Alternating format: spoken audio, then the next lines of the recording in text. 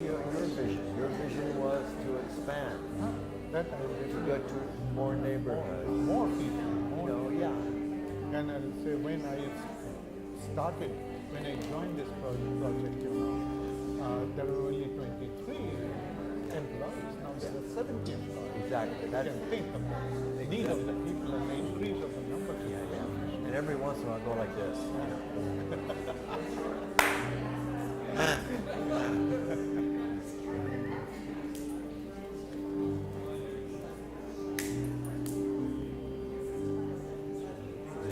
Galen is very excited.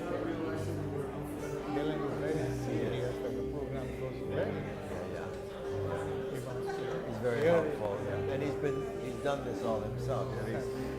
He's done many interviews.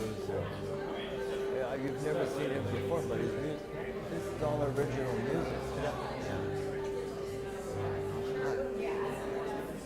No, we're all out. Yeah. I'm gonna pass. You have a few left still? Oh, good. Yeah, which is really good. Yeah. Okay. All right. But make sure everybody gets my card, because that way they have access. Yeah. Okay. Thank you for doing that, by the way.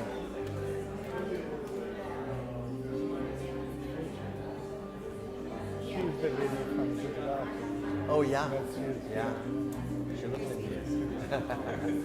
So I asked her, are you from India? She said, very much from India.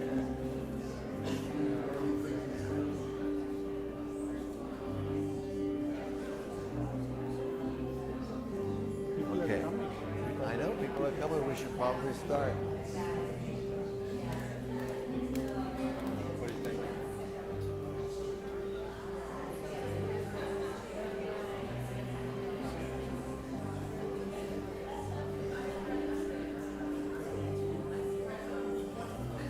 Hi. Hi.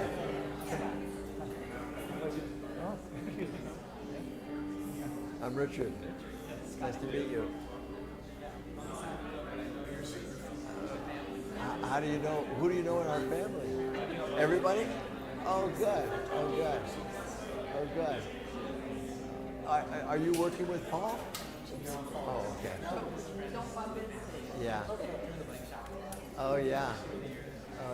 Great. What is your name? Scott. Yeah. That's great. Yeah, how fun. It's good to be here. The energy is fun.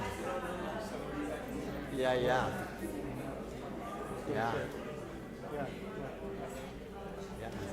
Great. Thank you.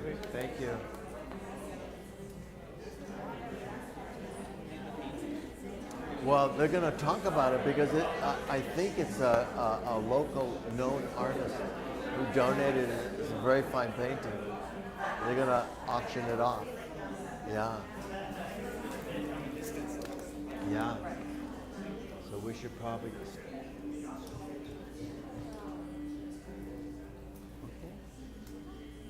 Welcome, everyone. Is this on? Okay. Can you hear me? Okay, 1, 2. Is this on? Galen, can this go up just a hair? Ah, that's good. Good. We should probably begin. Welcome, everyone. This is very exciting for us, very exciting for our special guest from Delhi, India. And I want to start just to explain a few logistics. Oh, just go ahead. Okay, sorry. As you know, you registered when you came in so that we can stay in contact with you. We would like to talk to you about the whole project and maybe stay in contact with you if you're interested in finding out how it progresses and grows and changes over time. And also, the local community has donated so many beautiful things that are up for a silent auction in the back. So please take a look through it. And if you see any of your friends bidding on it, get those competitive juices and go outbid them. Try not to be nice. And then later on, Larry is going to have a live auction, and there's some beautiful items donated here. So my name is Richard Quadra. I'm president of one of 3 boards in the world, and we serve the Children's Ashram Fund, serves the Hope Project. And I think all of you got my card.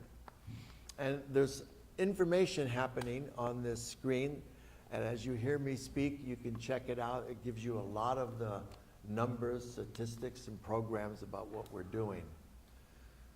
So my job is just to introduce what the Hope Project is. The Hope Project started in 1975. A Sufi mystic who brought Sufism, which is the mystical side of Islam, brought it to the United States and Europe in 1910. And his approach was a very, very universal. And he died in 1939, and his son went to visit his tomb in Delhi, India. And at the time, there was an English woman there who was trying to help the very, very poor of Delhi, because there were, in 1975, there were a lot of children in the streets, a lot of homeless, a lot of single moms, a lot of elderly women who had no place to live but in the street near these tombs, because it is the tradition of India that tombs gave larga? Is it when they serve food on Fridays? Is it larga? Langar. Langar. I always pronounce it wrong. And so they stayed very close to the tombs because they could get free food and they could be safe. So 1975, the son of this mystic came to visit his father's tomb with his wife and 2-year-old son, and they noticed that the street was just filled with children, filled with young families who were very poor, and they had an idea that they wanted to help. And so they said this to a few friends, people volunteered, and before you know it, a truck was rented, a couple of barrels of milk was purchased, and they went around the neighborhoods pouring out a cup of milk to families and children, which changed, which really brought nutrition and food for the first time to a lot of people. And so that's a seed. That was one idea that volunteers kept loving to do. I mean, to see just basic milk being given to people was a real joy and very rewarding. And before you knew it, more and more volunteers came. Counselors came, teachers came, and the project, we rented a couple of office spaces, and we had places where we could, you know, facilitate a nurse to sort of check kids out. And before you know it, somebody who died left us a trust fund, and we could build a 3-story building. And in that 3-story building, we built an education system and a health clinic. And we kept a couple of offices so that people could learn vocational skills. And the idea is that to build a community, you have to sort of find a way to find out what people need and what they're willing to do to help themselves.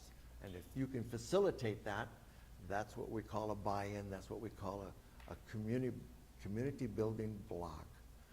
And so over the years, we've had thousands and thousands of volunteers. The Children's Ashram Fund is the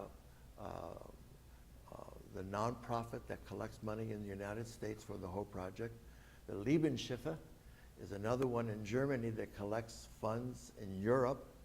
And the Hope Project itself applies for grants and so forth in India. Between the 3 boards, they have funded the Hope Project now for 47 years. And we serve, the health clinic last year served about 18,000 people. And Germany one of the ambassadors in Germany bought us a beautiful medical mobile unit, and that medical mobile unit goes out to areas around Delhi. We now serve 9 communities with the medical mobile unit, a doctor, a nurse, and a driver, bringing out medicines and so forth. So the school serves preschoolers, so women can bring their children and go find jobs. And it also, education is another seed, it's another idea. And kids come in when they haven't, they might come in at 5, 8, 10, 15, 16 years old. They've had no education, they're illiterate, and they want to come to school because it's safe at the Hope Project, because any project that's been there for 47 years, you know, is fairly safe because you've heard about it for a long time. So kids can come into school, learn something. If they want to attend permanently, they can. But if they come in part-time because they're part of the migrant population that comes and goes all the time, they can also come to school for a while, get 2 meals a day, get a change of clothes, and be checked by the health clinic. This has changed the dynamic of people quite considerably in this project. And at first we supported, we're in a neighborhood called the Nizamuddin Alia. And it is a Sufi saint from the 12th century who was a colleague of Rumi and Hafiz. And over time, this area was a very poor Muslim neighborhood. It's called a basti. And so we started serving this neighborhood. But now, after 47 years, we're serving all neighborhoods, all the poor around Delhi. And we network with about 30 other organizations.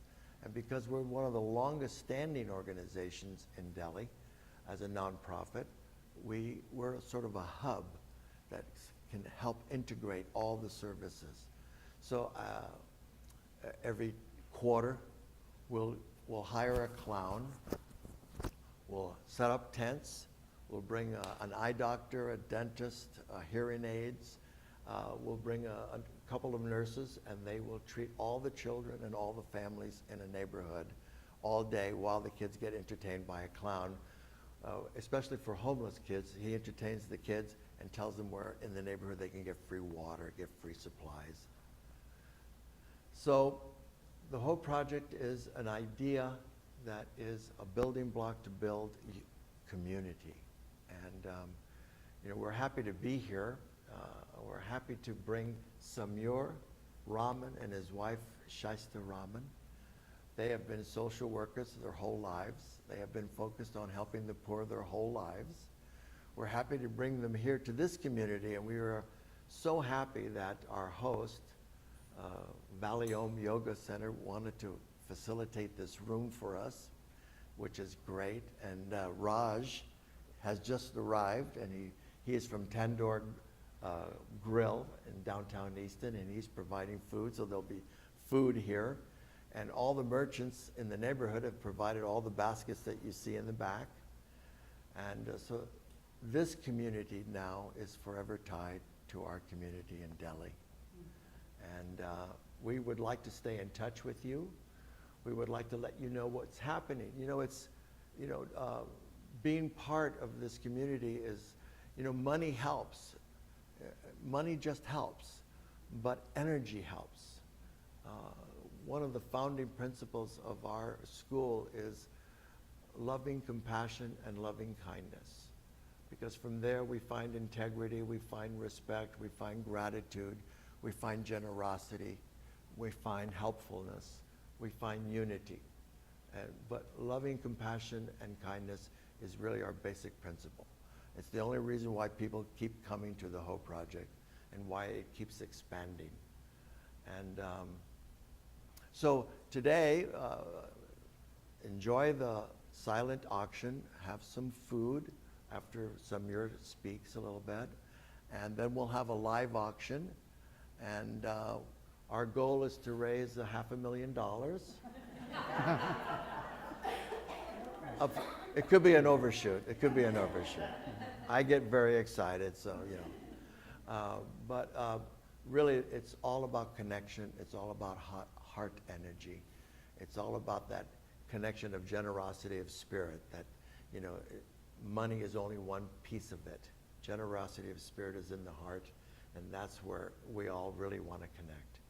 So let me introduce Samir Rahman. The school has been there for 47 years. I've been the president of the Children's Ashram Board for the last 18. And Samir Rahman joined us about 14 years ago.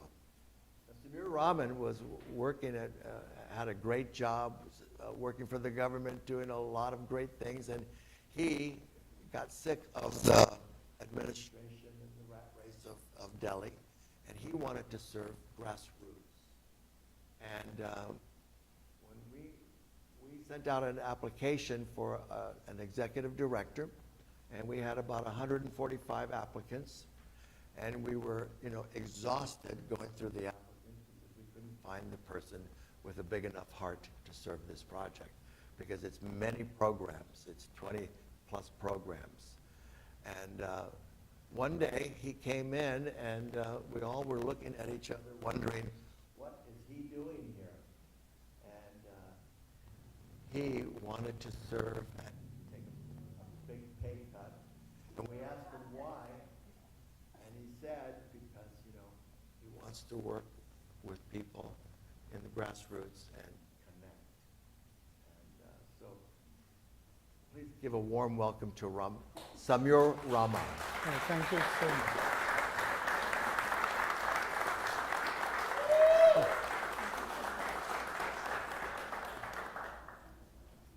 Well, Richard has covered most of the things. Well, thank you for coming. Yeah, thank you for coming. Oh, yeah. Of course, yes. And my name is Samir Rahman. Samir means listener. Listener to Almighty God. Okay, so that's my name. And a social worker must be a patient listener, you know, first. I'm a professional social worker also from Delhi University, India. And yes, I have been in the field for the last 44 years in social sector. And Hope Project, it's my choice. Earlier, I was working with Packard Foundation, Hewlett and Packard, and I wanted to work with the grassroots once again as a social worker, so I joined Hope Project. And when I joined Hope Project, there were only 23 employees, and today there are 70 employees. So you can think the expansion, the need of the people have increased, and the number of beneficiaries have also increased. And we work with the most difficult group, rather, I would say. Delhi is a metropolitan city, and the people migrate from the poor states of India to the cities of Delhi, Mumbai, Calcutta, Chennai. So all these are metropolitan cities in India. They come here in search of livelihood, primarily. And they're the poorest among the poor. So where I work, I mean, you can say that 100% of the population are the migrant population. And many of them are single mothers. So we have a program, I'll just make it a short. We have a program which is called Krish. Krish is for the children whose mothers were begging earlier. So we got them in Hope Project. We kept the children in our Krish, looked after their cognitive and motor skills development and their nutrition and medical checkup, everything, and we found job for the mother as a domestic help, so that the mother can earn instead of begging, you know, and the child can be looked after by us.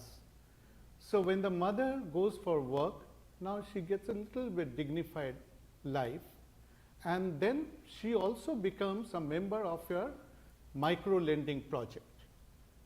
So, you know, whatever she earns, she saves something in the micro lending project, and then so that she has not to borrow money from the money lender.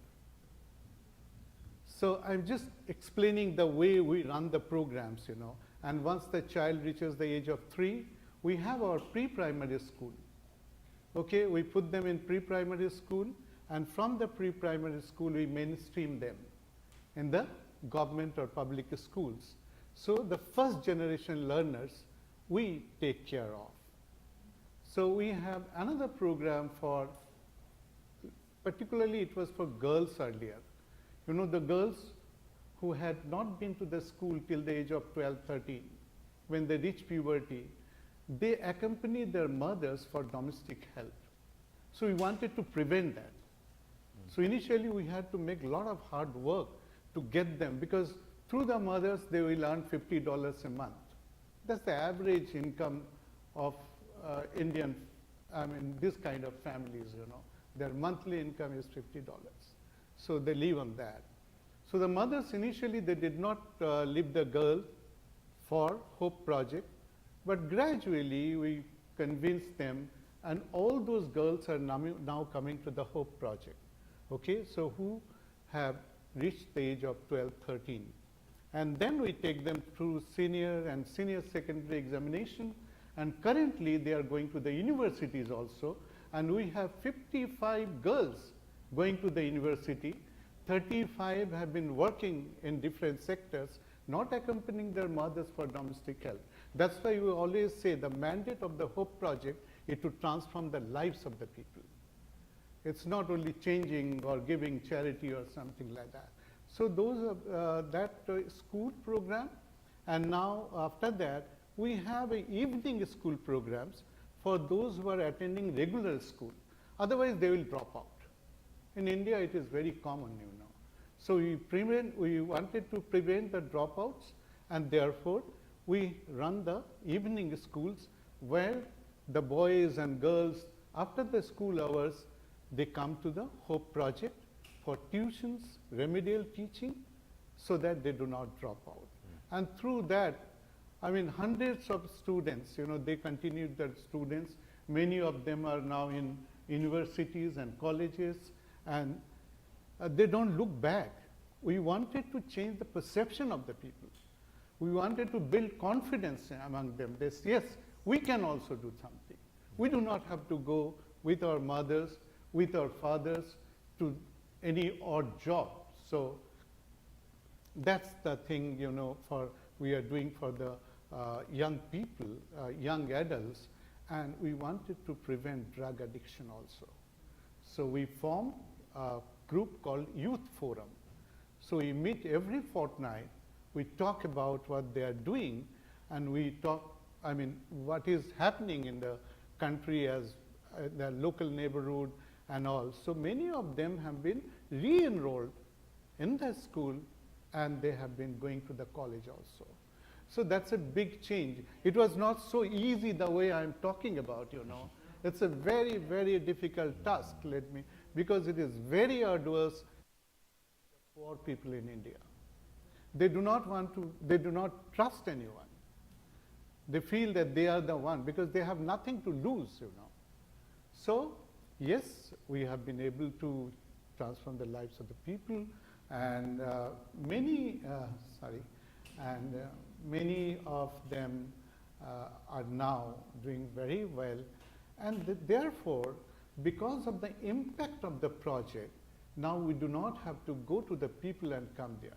Now a sense of community ownership is there in the neighborhood, in the community as well.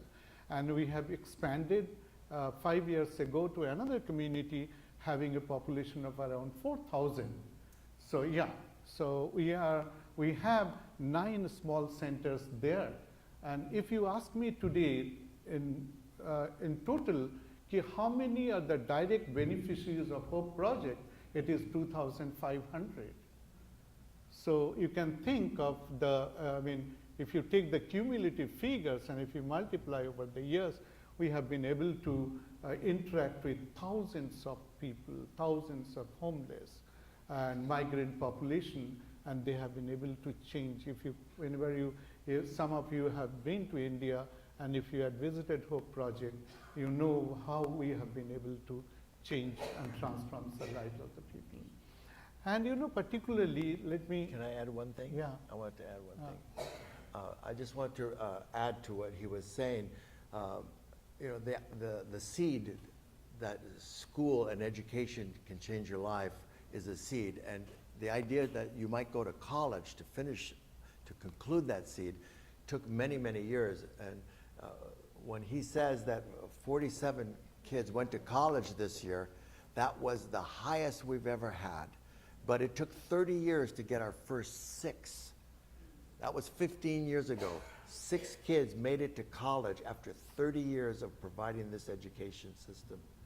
And the other part of how to get the buy-in with the kids, we had 6 or 7 social workers. And we were serving a town of 26,000. And these social workers were going from home to home to home to home to find out what they actually needed and to let them know what was possible. And so it took, one idea takes sometimes 1 decade. Another idea takes 3 decades for people to buy in. Thank you. And as far as the lives of the women are concerned, there are so many programs run by the government as well as the private organization on gender issues in India, and which is a very crucial subject as far as the women are concerned. So through our micro lending project, we have been able to reduce the incidence of domestic violence. Because, say, simple example, I give you one only. Suppose there is a car driver who was driving a rented car. Now, the wife, who is a part of the micro lending project, borrow money from her group and gives it to the husband, to buy a car for himself. So that now she has a power in decision making in the family. And once the woman has the power in decision making in the family, that changes the entire environment of the family. So right now, we have around 670 women of members of micro lending group. And we have been able to link them with the nationalized bank. So they look after this program. So now they can take the decisions as far as the marriage of their daughters are concerned, as far as the schooling of the children are concerned, in many cases, economic decisions as well. So now, gradually, I would say I can confirm that through the HOPE project, our women are not only biologically productive, but they are economically productive. So, this kind of transformation we have been able to bring among the people, and we have a range of vocational skills development, We have cutting and tailoring, we have beauty culture courses, we have computer learning, we have embroidery courses. We have selected those courses which are preferred by the audience, by the beneficiaries. If you impose something, they will not learn. And the skills that can result in earning of their income, then only they will be. So I must tell you that there has been no shortage of these kind of people. There is a flow of migration all the time in these communities. And yes, there is another thing. Samir, tell them about the gift table. There is a gift table, I'm sorry. There is a gift table where you will see the items which have been done by the HOPE project women. So you can have a look at that. And they're free for anybody who wants. And free for everybody, whoever wants to pick it up. So, one thing I must tell you that over the years, it has been 47 years now, the HOPE project, but now you will find when you talk to the beneficiaries of the HOPE project, the mother at one point of time, she was the kid coming to the creche. When her mother was begging in front of the shrine, today she brings her child to HOPE project. So that's a kind of Tell thing. them about the health clinic too. Yeah. So our health clinic, we have a health clinic. We have 5 days OPD. Okay, we have qualified doctors, we have gynecologists, we have pediatrician, we have a homeopathy doctor, and we have a physician also. They prefer to work with us with low pay because we cannot pay so much to those. Those, I would say, they're very devoted, and on an average, in every month, we have around, we can say that we have, in a year, we have around 18 to 20,000 patients. And we have a different section for the homeless people, particularly the homeless women. In India, you will find a lot of homeless women as also deserted, okay? And we have a mobile medical unit. Richard has already told about it. Let me tell you, we have a mobile medical unit which visits 9 communities at a particular point of time. And when we link them with the government facilities, we withdraw from there and then we go to another communities. So far, we have been able to cover around 46 slum areas in Delhi. And thousands of people, number is the same. It's around 15 to 16,000 patients every year. The mobile medical unit goes with a doctor, with a pediatrician, with a gynecologist. So there are 3 in a group.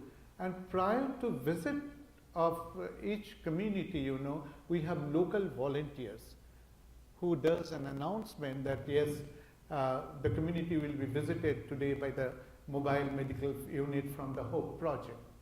So you see, ultimately what we try to do, whether it is in our clinic or whether it is mobile medical unit, we try to provide the medical services in the doorstep of the migrant population and to create and establish faith in modern medicine. So initially they don't have that faith in modern medicine. They will go to local quacks or something like that, and so we have been able to do that. Another thing which I wanted to share with you, you know, a particular thing, because Hope Project, somehow it is biased towards women, because women and the girls are the most sufferer, you know. So what we try to do, we try to keep these girls who come to our school till they attain the age of 21 or 22. So that way they get married late. Earlier the average age of marriage was 15, 16. Now in the Hope Project and say in the neighborhood, the average age is 22, 23. So we have been able to reduce the maternal mortality. Maternal mortality rate is very high in India. And thus we have been able to reduce the infant mortality rate by providing 100% immunization to the children. As Richard said, that we have a huge network with the government and the private services. So this way we have been able to reach the community, and we have been there for the last 47 years. We have taken another community of 400,000 population. We have been serving that for the last 5-6 years. That's in brief about the Hope Project. You know. So if you have any questions, I would welcome that. Let me add a couple of things. The 3 boards around the world are all volunteers. Most of the project has been volunteers. The teachers were volunteers to begin with. Now they're educated women who come from the university with teaching credentials. When we first started, they were just women volunteering to teach what they knew to help kids. And so one rich thing about working with the Hope Project is whatever funds we raise, when you donate to something in America, regulations, administration, it just costs a lot to serve people. Every time you give $100, maybe $60 is just going to the cost of operations. In Delhi, to serve one child, for instance, to make sure a kid has 2 meals a day, fresh clothes to wear, and 2 medical checkups a year, and an education for a year, costs $225. So $225 facilitates one kid with all of that. When you think of how far money will go, it goes a long way in India right now, in many neighborhoods. There's a lot of places in the world that's true, but just so that you know, we need a medical mobile unit. A medical mobile unit here costs about $75,000. In Delhi, we can get one for $18,000. It's a big van with all the medical equipment inside. So we're going to stop now, and unless you have some questions to ask Samir, because anything you want to know, ask him, and then we'll take a break so people can go and have some food and enjoy the silent auction. In a few minutes, Larry will come up and do the live auction. Is there any questions? I just was curious, what's the operating budget per year that you guys work with?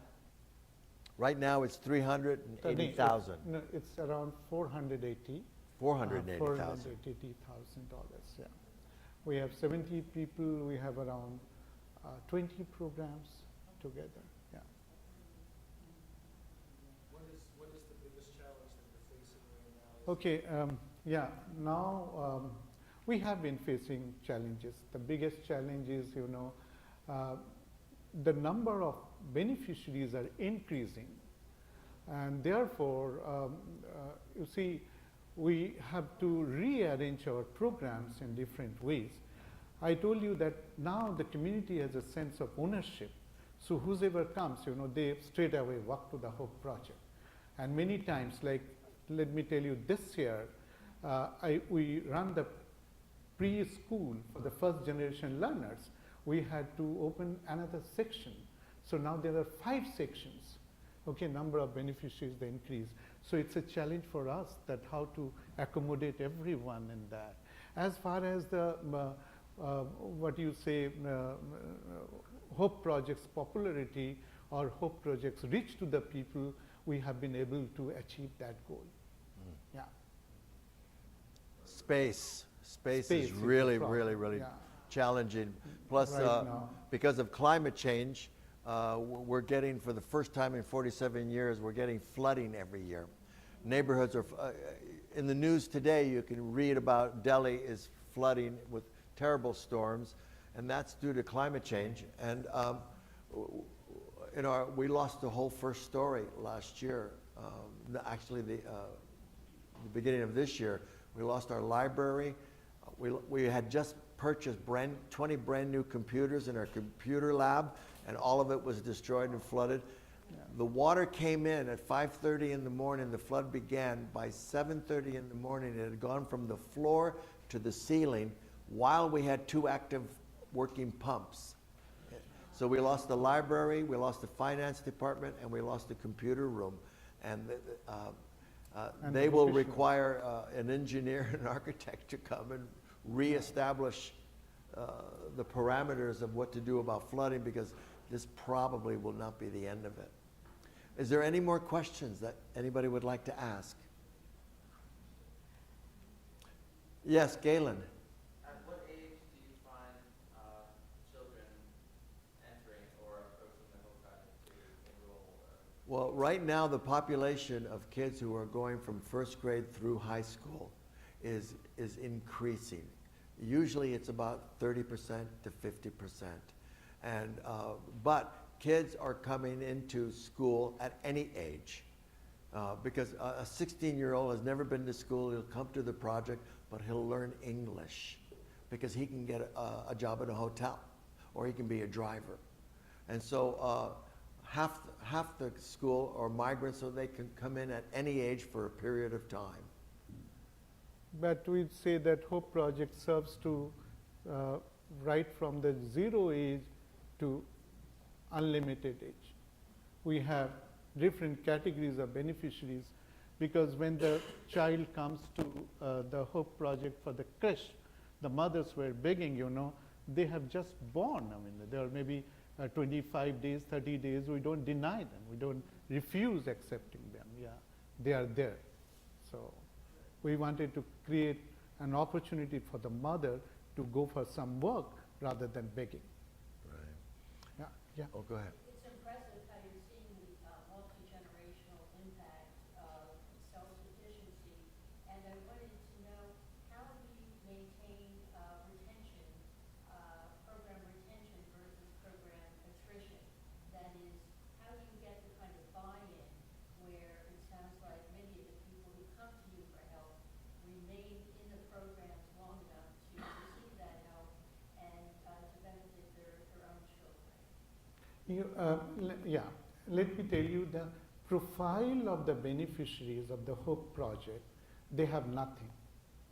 Once they come there, suppose the girl which is who has reached the age of 13, 14, now bring her in the Hope. We give all facilities, We give them uniform, food, different kind of activities which are skills based. Along with that, the study, opportunity for studying and all. Okay, we keep them through, we have a variety of programs convincing them, motivating them to be with us. Okay, from 8 o'clock till 2 o'clock in the afternoon. Okay, after that, in the afternoon programs also accommodates whoever wants to come there. So environment has been created during the last 45 years that they feel hope at home, Okay, so as far as the detention is concerned, they are there because they know that they are changing their perception and they are given the different kind of opportunity to help them to do better in life. So everybody, every poor person wants to do better in life. Every uneducated wants to be educated as well. So that's the way.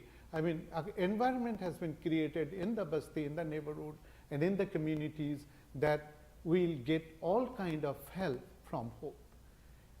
Suppose after the schooling they want to go to university, so we do coaching for getting in the university.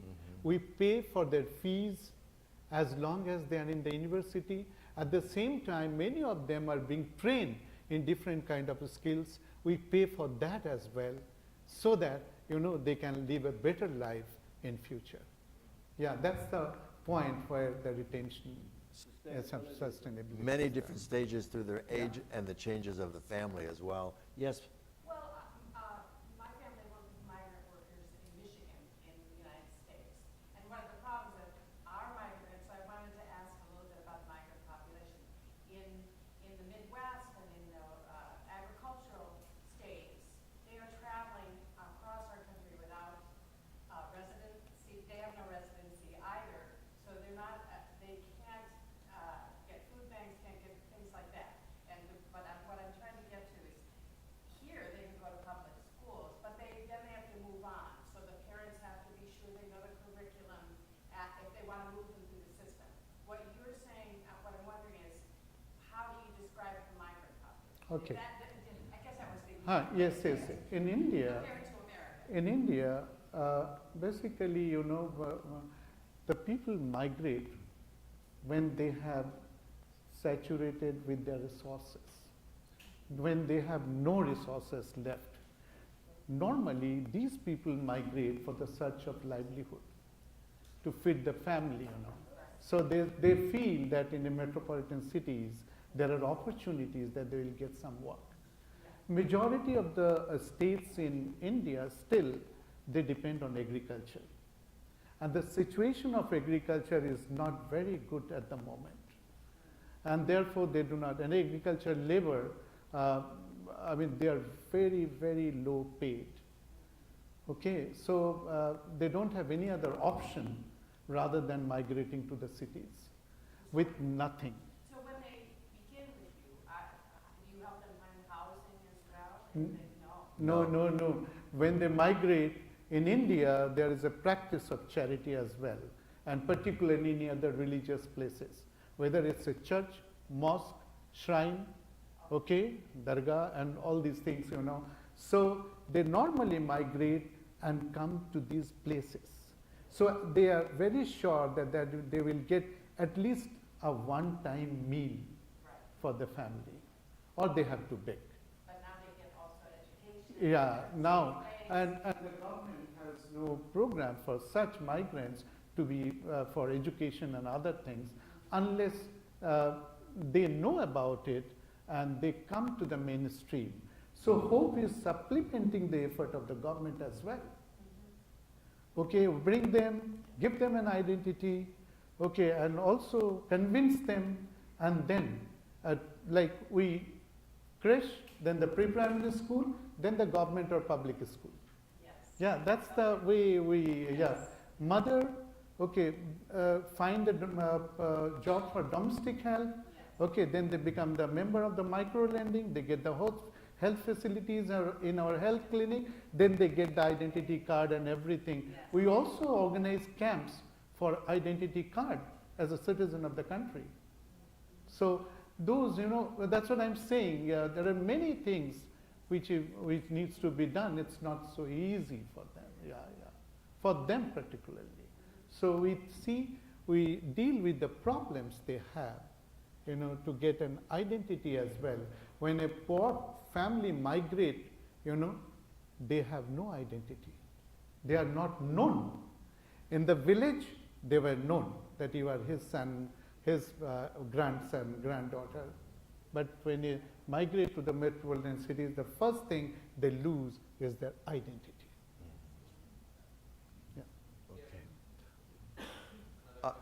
Okay, I wanted to also say, I wanted to thank Galen Deary for all the original music that he's playing today for us. So you're going to hear him play. Thank you. Thank you very much, Galen. And is there one last question? It's more of a clarification. I think just to add to your point, the differences between the migration population in India versus the United States. Is it safe to assume that we're talking rural versus urban migration, right? Yeah. Within the same country, Yes. same nationality, versus Yes. which isn't the case necessarily in the United States for especially agricultural workers. Yes, very good point. Thank you. So then it means that you're a citizen of the state generally, you are giving them all the resources they need to go through that established system versus where people are coming in, migrating from another country or another continent, and Yes. are immigrants per se. Yes. Like any country, when the middle class has an upsurge, all of a sudden there are jobs. There are cook jobs, driving jobs, cleaning house jobs, childcare jobs. And so the poorest of the poor in the rural areas start to migrate to the cities. And then when that runs low, like it is right now, they're just going from city to city to city, depending on how the weather and circumstances are. Well, I'd like to just thank Samir Rahman. Please ask him more questions and enjoy his company today. You have one very important question. So it's a fantastic program for 47 years.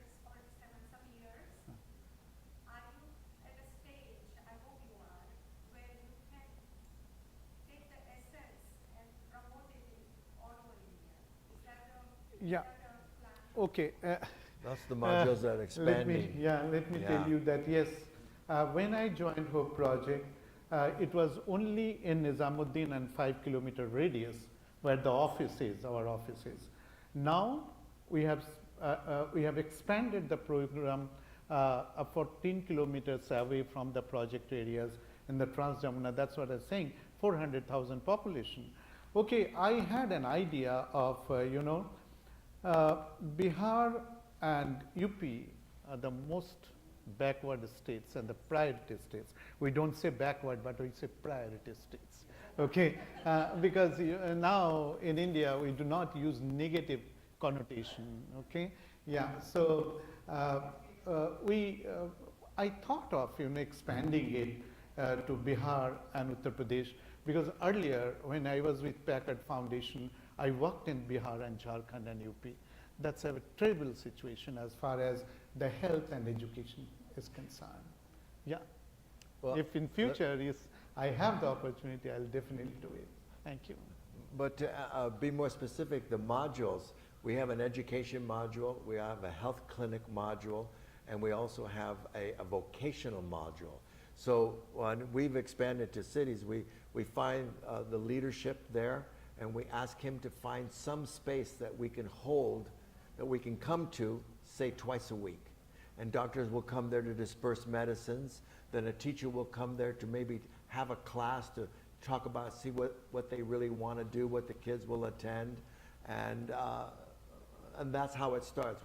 We take those 3 modules, and also because we've been there for 47 years and we handle so many different kinds of education systems, our teaching staff has also been able to go to various schools to show the kind of peer support that we have. We've had a lot of training in being able to have kids who are just off the street enter any classroom and stay for 6 months, for a season, for instance. That's like the American migrants, the moms make sure they have the same. Yes, but they're all citizens of one country, which was the main point she was making. So we're going to stop here. Yes? Just to wrap it up. Yes. Larry's going to do our live auction. Hi, everyone. We are going to take a 15-minute break. During that time, we invite you to come have a Some bite to food. eat from Tandoor Grill.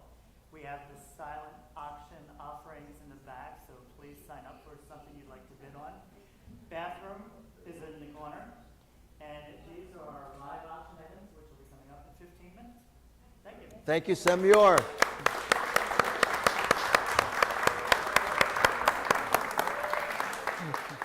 Good job. Thank you. Way to go.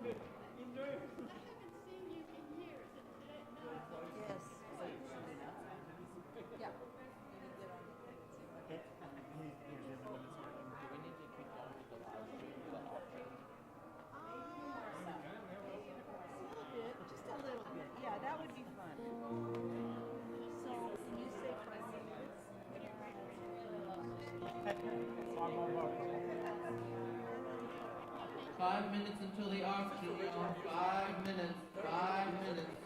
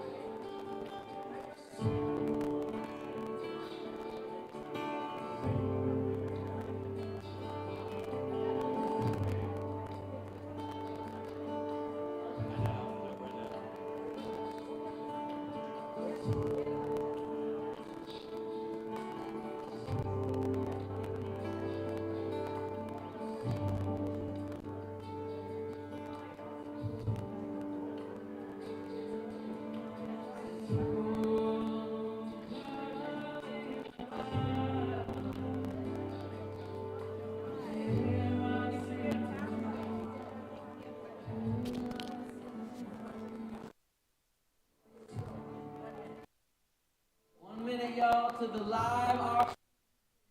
Please take your seats, get your mushroom pads ready.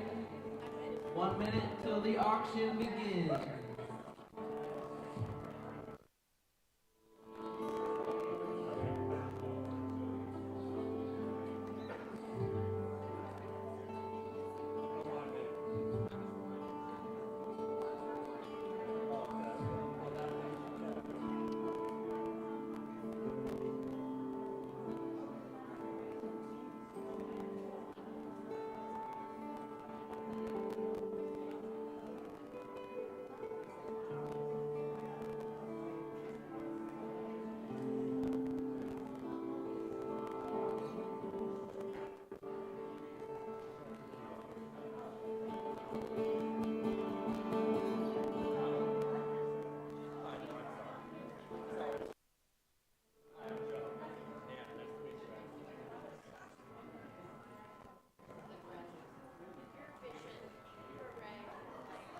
watch what I say.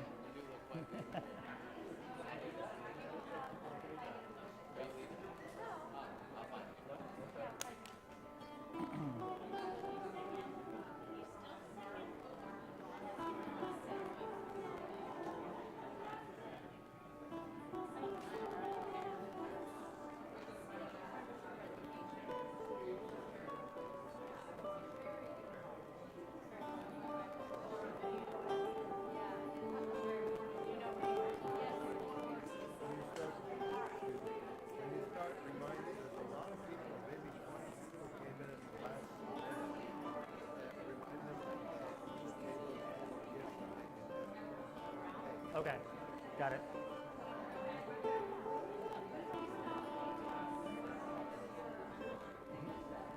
It's beautiful, isn't it?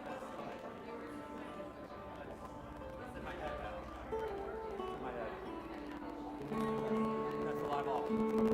Yep. Folks, if you would please take your seats. Folks, if you would please take your seats. We're going to begin the live auction momentarily. If you would please take your seats, if you could let them know out in the lobby there. The live auction is momentarily about to start momentarily. Momentarily, the auction is momentarily about to start. Momentarily.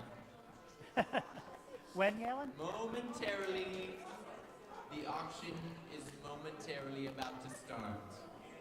Please take your seats. Thank you all so much again for being here with us. It's a beautiful day for hope.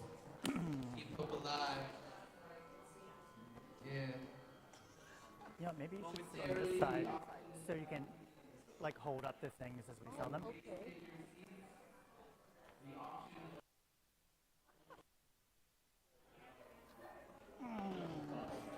If you would please take your seats, about to begin momentarily.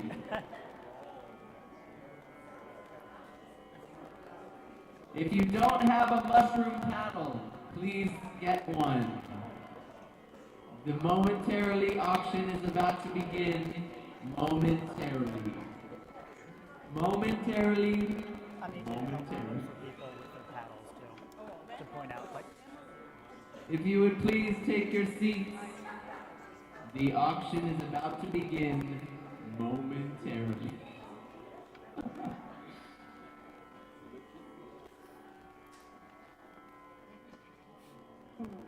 shy girl, isn't she?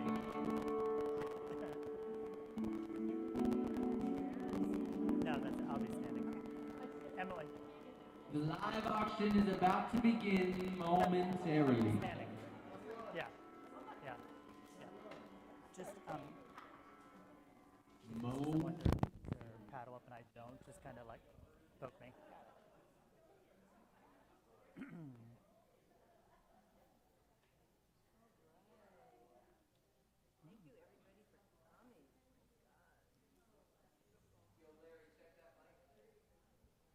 Momentarily.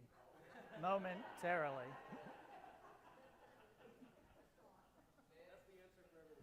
We're starting momentarily.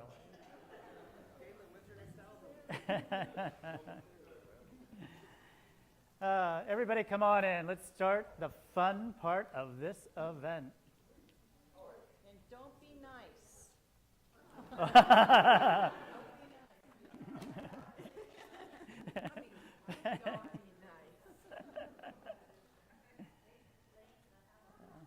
Well, good afternoon, everyone, and welcome to the live auction part of this informative and important event. My name is Larry Nixdorf, and thank you. I am going to be the auctioneer today, along with my lovely assistant, Stephanie Lila. So, first I want to say, how awesome is it to have this group of caring individuals from Easton, Pennsylvania, help the lives of children that are over 7,000 miles away. So give yourselves a round of applause. Thank you, thank you, thank you. I'd also like to thank the organizers of this great event, Stephanie Lila, and also to my assistants. Let's give them a round of applause. I'd like to thank Richard and Medora, wherever they are.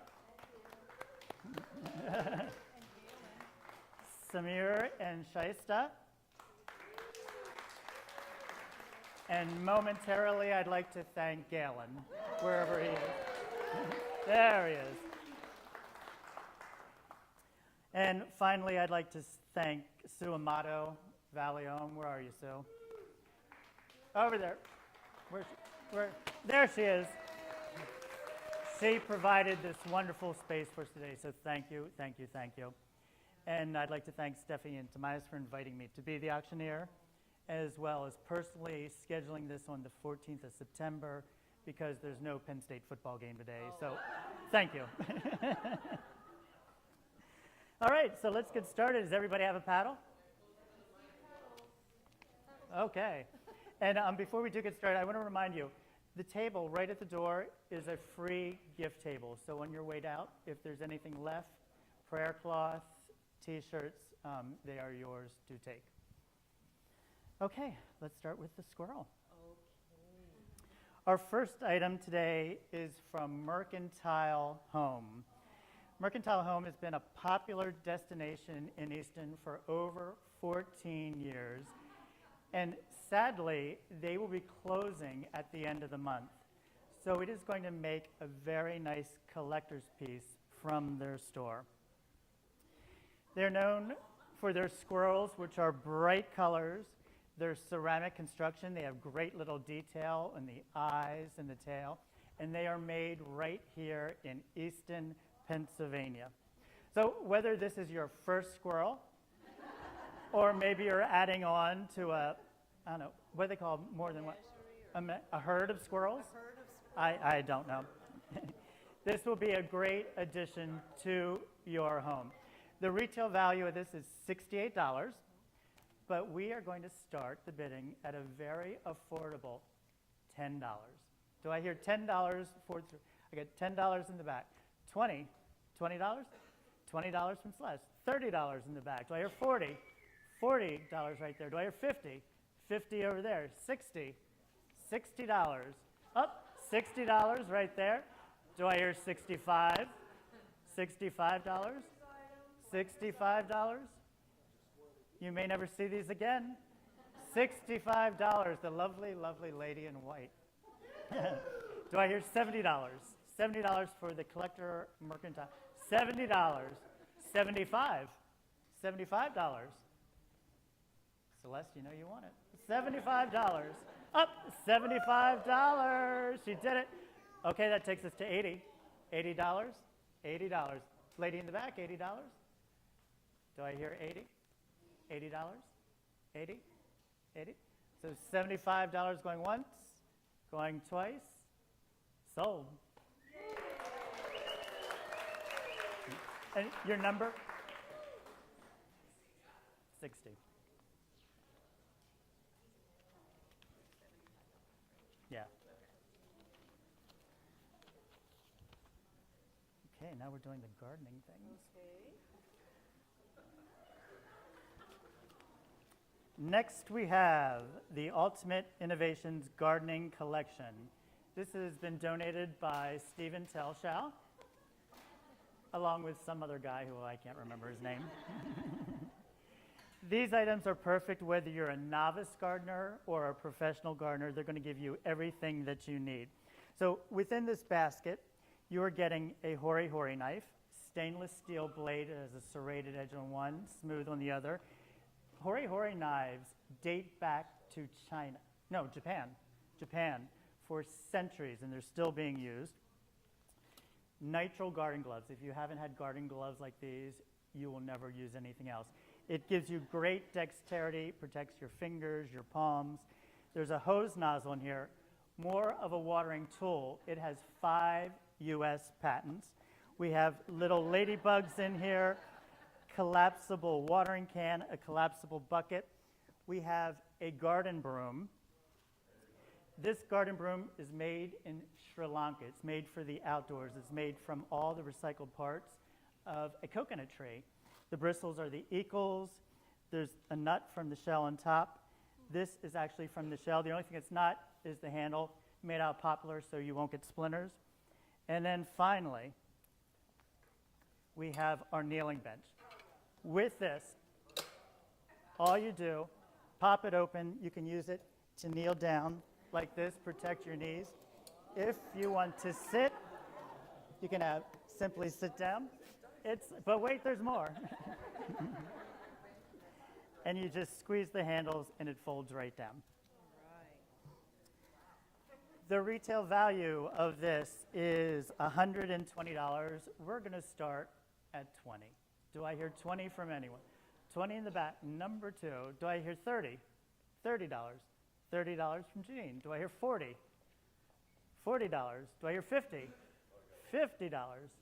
$60. 60. Do I hear 70? $70. Do I hear 80? 80. Do I hear 90? 90. How about $100?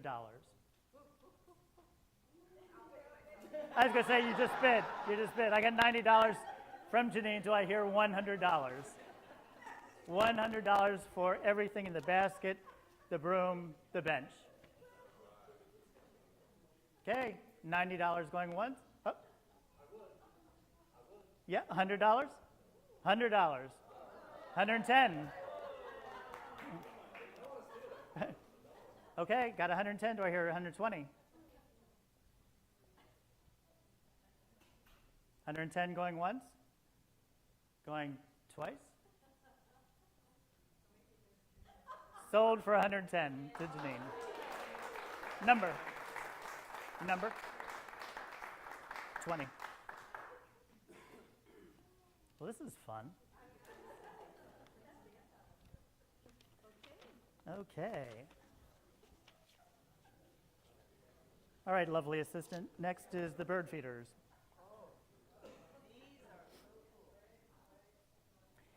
The bird feeders, graciously donated by our Mary Quadra. Where is she? Not here, but she donated these, so thank you, Mary. This is going to be perfect to watch all of our feathered friends. In fact, bird watching is a hobby that's gaining in popularity right now. Everyone's into the birds. But with this, you can take it to the next level. This has all the bells and whistles because not only is it a bird feeder, you add it to your app where it will alert you when birds are coming, and then you can see it on your phone up close and personal. But wait, there's more. It also has an AI algorithm that will identify the birds for you, which is very cool. So great educational, great fun, children, grandchildren, you have this. Then we're also adding a glass hummingbird feeder. And it is blown glass. There are no two alike. If you haven't seen a hummingbird, you have to experience a hummingbird because they are absolutely fantastic to watch. They can flutter their little wings up to 80 times per second. And we do get hummingbirds here in Pennsylvania. They migrate in April and they take off any day now. Yeah. Yeah, I have a bunch of them in ours. Right? Yeah. So that's good. So the retail value of this comes to $130. Right? Yep. Okay. $30. Anyone want to start the bidding for $30? Got $30 in the back. $40. Do I hear 50? $50. 50. Do I hear 60? $60. 60. Do I hear 70? $70. Do I hear 80? $80. 80. $80. Do I hear 90? $90. Do I hear $100? $100. Do I hear 110? $110. 110, 110, 110, 110. Do I hear 120? 120. 120. Got 120. We have 120. Do I hear 130? 130. Do I hear 140? $140. 130 going up. 140 from Mariska. Do I hear 150? $150. 140 going once. Going twice? Sold to Mariska. $140. $140.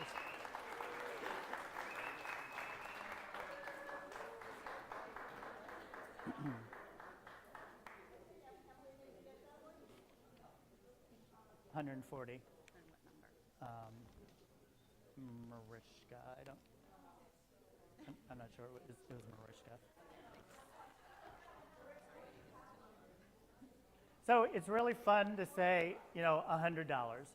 But I'm going to invite Richard up to tell us exactly what $225 will do for a child.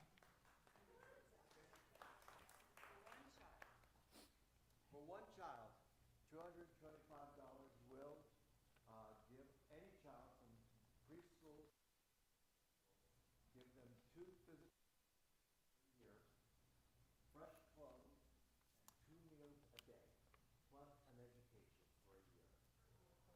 $225. Yeah, that's it. Great, thank you. So next we're going to do the painting by Jesse Siri. Okay, take a look at this painting from our dear Jesse Siri. Here comes the $500,000. She took this from one of the photos from the school. I don't know which one, but.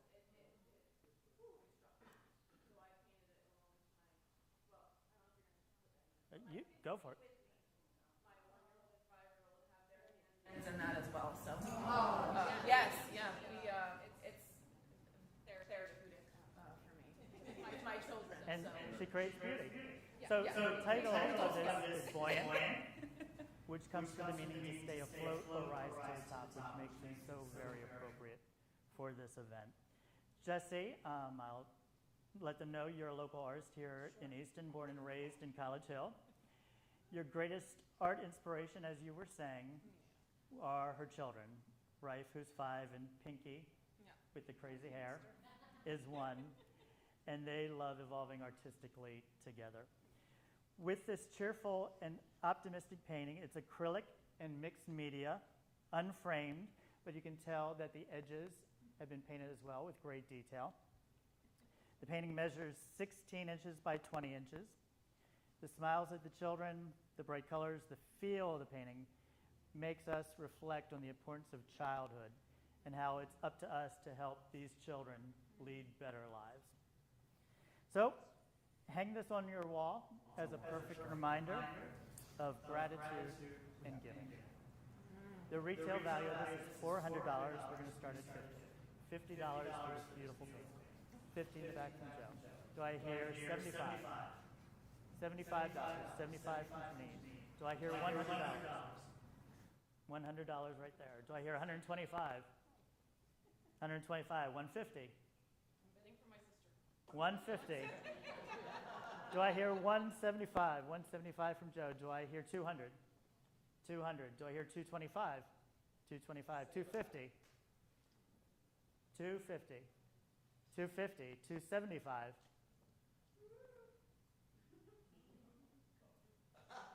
275. Do I hear 300? 300. 325. You're at 300 already. Up. 325. Do I hear 350? Got 325 here. 350. 350. 375. 350 going once. Going twice. Sold to Joe. Number. 350. No. What's his number? What's your number, Joe? 61? 61. And what's Mariska's number? Look at that. It is, it's beautiful. Okay. Okay, now we're going to do the Bonnie Winfield. Another great piece of art acrylic and ink painting created and donated by Bonnie Winfield. Who is an artist in our town. Yep. And also has a studio that she has workshops and classes for people of all ages. And they're so much fun. Oh, yeah. You can hear me, right? What is it? Oh, that's too bad. So you were covering it perfectly. Okay. For over 3 decades, Bonnie Winfield, PhD, has been an expressive arts facilitator and educator. She works to provide a safe space with listening circles for individuals healing from trauma. She has a community art studio, The Journey Home, which has been recently located to downtown Easton. So if you can, please stop by, check it out, tell her you heard about it here. This is matted and framed, measures 9.25 by 11.5 inches.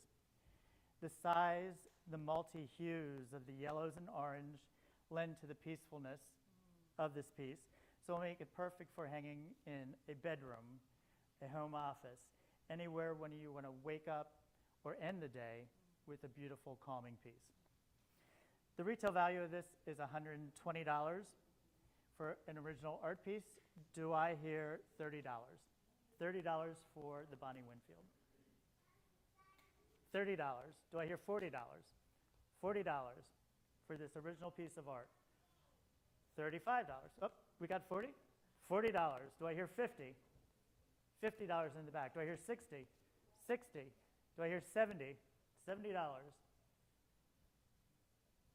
$70 for this original piece of art by Bonnie Winfield. Easton artist. I think you were the 60. So, $70, everyone? Oh, 70 back there. Oh, I'm up to 80 now. $80? 80? Do I hear 90? $90 for Michael. Do I hear $100? Oh, $100 in the back. Do I hear 110? $110. I have 100. Do I hear 110? 110. Anyone for 110? Up. Mariska's 110. Do I hear 120? We have 110. Do I hear 120? 120. Do I hear 130? 130. I have 120. Do I hear 130? 130? 130 in the back from Michael. Do I hear 140? 140. I have 130. This could be your chance. You might lose it. 130 going once. Up. 130. Do I hear? Oh, was that 140?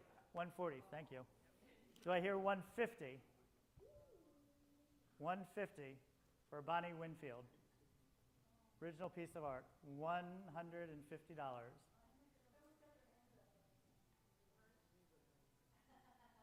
$150? Ah, $150. $150. All right, $150. Do I hear 160? 160. 160 from the small one there. I have 150. Do I hear 160? $160 for original Bonnie Winfield. 160. Do I hear 170?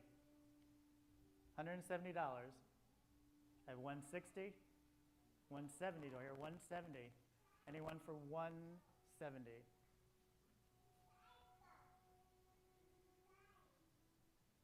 Don't go to bed thinking, oh, I should have went to 170. But isn't he 160 already? No, Steve. Oh. Ah, 170. We have 170. 180. Are you in, sir? 170. Do I hear 180? Oh my gosh. Okay. 180 for a Bonnie Winfield original piece of art done right here in Easton. Really lovely. $180.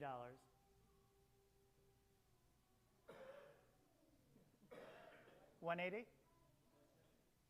You're 170? What? You were 180?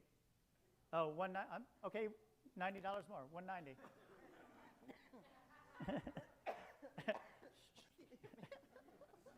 $190, Michael. Are you in? No. Okay, 180. Mariska, anyone else? 180. Come on, Rudy. 180. Going once. Going twice. Sold to that handsome guy right there.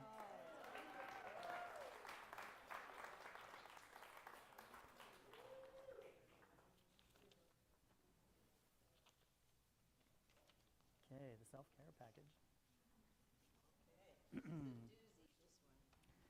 Okay, everyone, time to take a deep cleansing breath.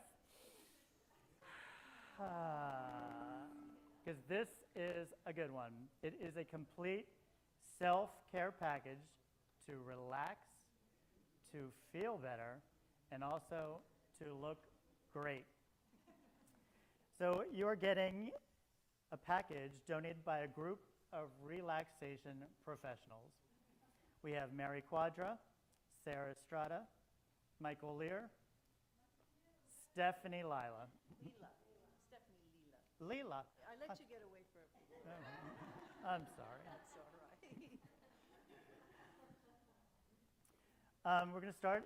In it, there are 2 private Traeger approach sessions. Traeger. What? I keep thinking of Traeger's Market on 611. Who knows it, right? Traeger. With Michael Lear, who's a resident of Easton. He's given sessions. 2 sessions. Yes. And he's known in countries around the world for his work, and there's nothing like a wonderful session from him. And do you just want to, in case you don't know what a Traeger session is? I think Michael should describe it. Come on, Michael. Stand up, please. In less than a minute. We're in the elevator. Okay. No, Traeger uses, the practitioner cultivates a deep sense of peace and self-awareness, and then uses touch and movement to have a conversation with the client's nervous system. To create a context of like deep held safety. And that allows the mind to kind of unpack itself and down-regulate itself, right? And what's beautiful about it is that it's the client's brain making the decision to let go of muscle holding patterns, compensatory response patterns, from injuries, surgeries, traumas of various kinds. So it's not a forcing model, it's a listening model. It's educating the mind, so it's a lasting model. And it's deeply transformative. Thank you. I had my first session with Stephanie Leela, May 13th, 1987. And it changed the course of my life, so thank you so much.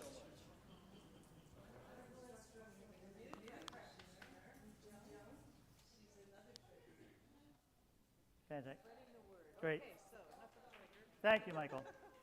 Also included is a gift certificate for Lucha Bella Skincare and Body Waxing on Cattell Street. This is from our own Mary Quadra. You can choose a facial, waxing, or another beautiful treatment. You'll receive a private session. Mary will pamper you, guide you to healthier skin, and spread some of the Lucha Bella spirit. Also in the bag, a 1-hour Swedish massage with licensed massage therapist Sarah Estrada, whose goal is to offer a nurturing and healing environment for her clients to relax and rejuvenate. She also raises bees and makes honey. She's Not included.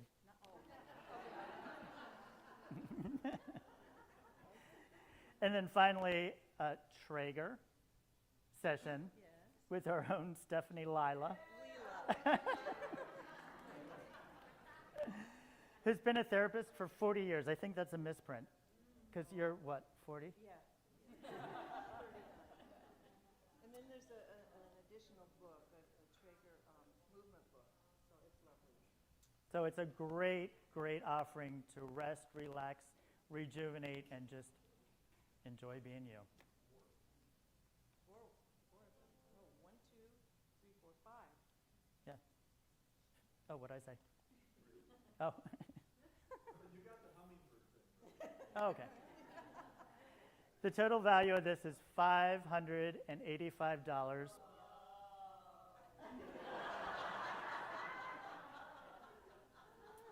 Let's start the bidding at $50 for this wonderful collection of relaxation. Got $50 in the back. Do I hear 100? 100. Do I hear 150? 150. Do I hear 200? 200. Do I hear 250? 250. 250. Do I hear 300? Which one? 300. Do I hear 350? 350. Do I hear 400? 400. Do I hear 450? 450. 450. 450 from Mariska. Do I hear $500 for this great collection of relaxation? Facials, soft, gentle trigger, a nice deep massage. 550. Do I hear 550? 500. Ah, 550. Mr. Peter Fox. Do I hear 575? 575. 575. Oh, she's on you, Pete. Do I hear 600? $600. Do I hear 625? I have 600. Do I hear 625? 625. 625. 625. 600 going once. Going twice. 600 to Mr. Peter Fox, number 20.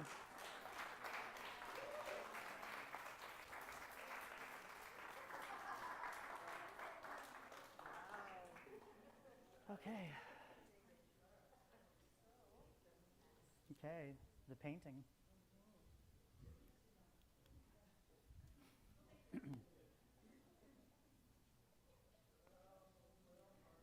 Okay, this is really, really cool. It's a painting created and graciously donated by Will Harmuth. We should all say that we're honored and thankful to have this unique special piece in our auction today. We're very grateful. He's a prolific and renowned artist residing in New Jersey. Will's work has been exhibited at the Allentown Art Museum, Connections Gallery, White Space Gallery, the Pennsylvania State Theater, and the Baum School of Art, just to name a few. It's an oil on canvas in a beautiful gold frame, measuring 41 inches by 30 inches, so it truly is a statement piece. The deep blues, oranges, reds, and greens actually create a reflective light. And I'm not sure, Stephanie, you think this is sunrise or sunset? Right, because whomever buys it Can judge for themselves. So it can be a new beginning or a great way to end your day. The retail value of this wonderful original painting by Will Harmuth is $1,500. Let's start the bidding at $100. $100 for this original painting. $100 back there. Do I hear 200? $200. $200 for this original painting by Will Harmuth. $200. Do I hear 300? 300. $300. 300. Do I hear 400? $400. Do I hear 500? $500. $500 for original 500 bucks. Do I hear 600? $600. Do I hear 650? 650. 650. $650 for this wonderful way to get a Will Harmuth painting at less than half its price. $650. 600. Going once. Going twice. Sold. $600.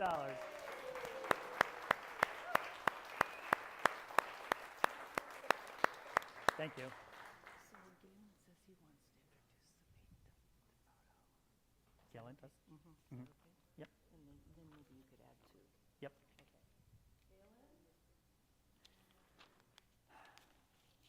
So the last piece is very special to us, and we're going to invite our dear Galen to come up and help with this one.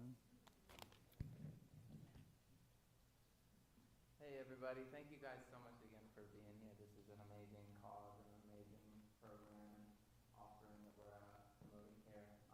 So, tender time for the fam here, and this piece here, this photograph, is So a couple weeks ago, my father passed away, and he's an artist in the area, and he does sculpture and figurative pieces, and really, really impressive. And so he was going to create a word sculpture for this event today, one of his standing word sculptures, and it was going to say hope. And he was in the process of making that before the tragedy occurred, and this is where the letters were left resting. This is a photograph of the last formation of those letters that my father's hands were on. So we thought how precious of an offering to give to the community, or auction off, I should say. We started off at 1,000. No, I'm just kidding. No, but yeah, we'll invite Larry to come back on. Thank you. Thank you. His father's name is Paul. So the photograph is titled Hope, a Work in Progress, and it has actually been photographed by Emily Hinchcliffe, Paul's sister-in-law. Yeah, she's a wonderful photographer. Just so you know a little bit about Paul Deary, a beloved and accomplished artist, he designed and built many sculptures around the Easton area. He did Together We Stand in Lower Hackett Park, Waterway on the Carl Sterner Arts Trail, which is right across the street. If you have time today, go check it out, please. And Paul was known for his landscaping and hardscaping artistry that can be found throughout the area. I think so many people in Easton have what we call Paul's Walls. I know my family, we have multiple Paul's Walls, and we will cherish them because they are just exceptional. This is something that when we talked about it, what the retail value would be, we couldn't determine a retail value because truly this is priceless. His last work that he was working on for us today, that is exactly the way he left it so unexpectedly. Photographed by our dear Emily, it's just something that is truly priceless. So let's start the bidding. $50. Will anyone give $50 for this amazing piece of art? $50. Do I hear $100? $100. Do I hear $150? $150. Do I hear $200? $200. Do I hear $250? $250. Do I hear $300? $300. $350. $350. Do I hear $400? $400. Do I hear $450? $450. Do I hear $500? $500. $550. $550. $550. $550. Do I hear $600? $600. $650. $650. Do I hear $700? $700. $700. We have $650. Do I hear $750? $700, I mean, $700. Do I hear $750? $750. $750. Do I hear $800? $800 for this amazing piece of art done by two artists, Paul and his sister-in-law, Emily. I lost my train. Where were we? 850. Do I hear 850? I thought it was 6. No. 850. Do I hear 900? $900. $900 for this piece of art. $900. Again, don't go to bed tonight thinking, I should have gotten it. At 850, do I hear $900? 850 going once? Up, $900. Do I hear $950? $950. I'm looking at you, Mariska. $950. $950. Do I hear $1,000? Pete Fox, I'm not looking at you, but you can feel it. $1,000. $1,000. $1,000. Do I hear $1,050? $1,000. $1,000 going once? Going twice? $1,050. $1,100. $1,100. $1,100. $1,150. 1,150. 1,200. 1,200. 1,150 going once. 1,150 going twice. 1,150. Sold.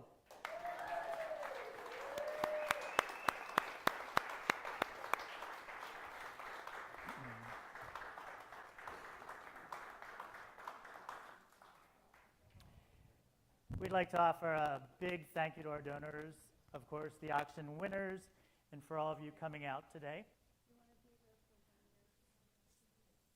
Stephanie.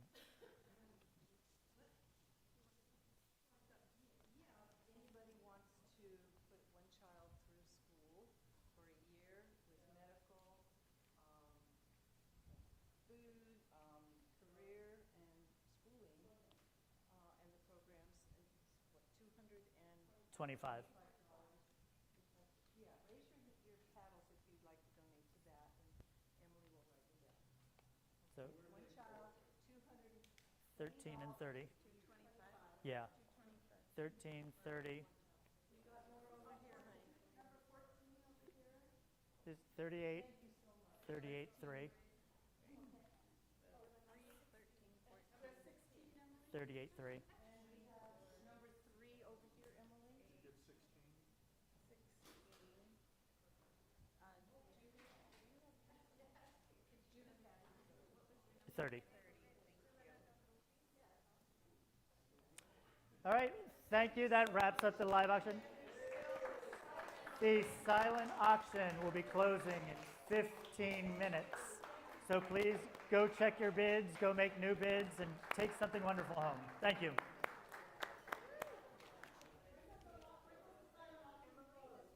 $15 minutes. You know, I don't have a TV, but I need to get one so I can see you back. Oh. Also, everyone, oops, please pay at the front desk on your way out. Get my cheerleader voice out. Leela. I know. I'm sorry. That's okay. I always thought it was You're- Lila. No, Leela. Leela is God's play. Ah. That's what.